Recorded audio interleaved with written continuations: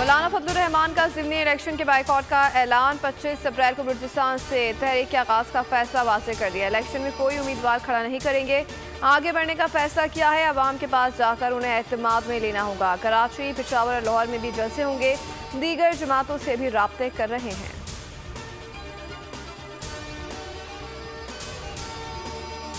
फैसलाबाद का master plan गैर कानूनी करार। लाहौर हाईकोर्ट ने गैर जानिबदार कंसल्टेंट मुकर्रर करके माहौलियाती असरात का जायजा लेने का हुक्म दे दिया। अदालत ने करार दिया कि मास्टर प्लान माहौलियात से मुताबिकत नहीं रखता। महकमा माहौलियात से NOC लिए बगैर मास्टर प्लान नहीं बनाया जा सकता। रकीन असम्बली की मुदाखलत गैर कानूनी है।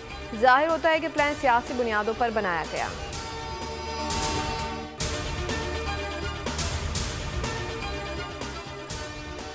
कंदकोट में ऑपरेशन के 8 रोज छापे, कार्रवाइयां लाहासिल। उस्ताद अल्लाह रखियो के कातिल तहाल पकड़े ना जा सके। पुलिस मुबैना सहूलतकारों की गिरफ्तारी के अलावा कुछ ना कर सकी।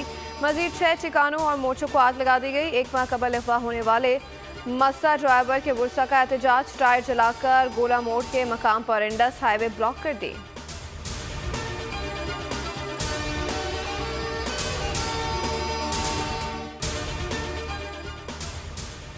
और अमेरिका के पाकिस्तान में चीनी शहरियों पर हमले की मजम्मत। महकमा खारजा के तर्जुमान मैथ्यू मिलर ने कहा कि किसी मुल्क को दहशतगर्दी से मुतासिर नहीं होना चाहिए।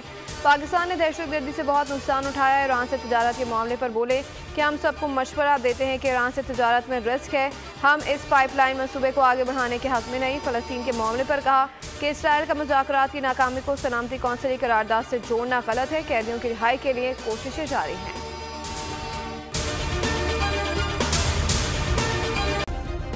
सब्सक्राइब करें और बेल दबाएं ताकि कोई खबर रह न जाए।